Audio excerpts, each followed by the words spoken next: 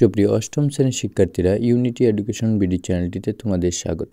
এই ভিডিওতে তোমাদের স্বাস্থ্য সুরক্ষা বইয়ের পৃষ্ঠা নং 129 এর দ্বন্দ্ব ব্যবস্থাপনায় কৌশল চর্চায় এই ছকটি পূরণ করব।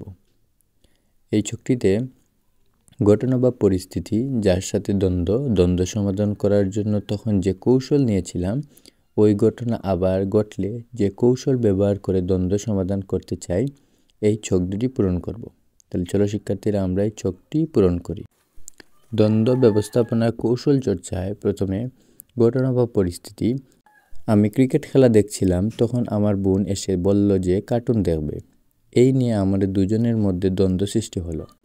বোনের সাথে দ্বন্দ্ব সমাধান করার জন্য তখন যে কৌশল নিয়েছিলাম, টিভি বন্ধ করে তাকে আমি একটি শিক্ষামূলক গল্পের মাধ্যমে পাঠ্য বইয়ে মনোনিবেশ করাবো।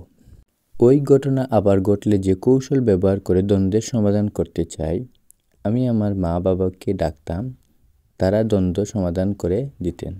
পরিস্থিতি 2 লিখব।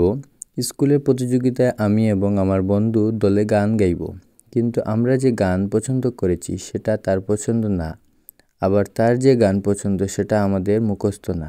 এই নিয়ে দ্বন্দ্ব শুরু হলো। কার সাথে দ্বন্দ্ব? বন্ধু। এ সময় আমি ওর যে গানটা পছন্দ সেটা মুখস্থ করার চেষ্টা করতাম। আমি তাকে বলতাম আমার জন্য অন্য কোনো গান সিলেক্ট করি যেটা আমার ও তোমার পছন্দ। তাহলে শিক্ষার্থীরা, এই ছিল তোমাদের স্বাস্থ্য সুরক্ষা বইয়ের পৃষ্ঠা নং 129 এর ছকটির সমাধান। ভিডিওটি ভালো লাগলে অবশ্যই চ্যানেলটি সাবস্ক্রাইব করতে ভুলবে না।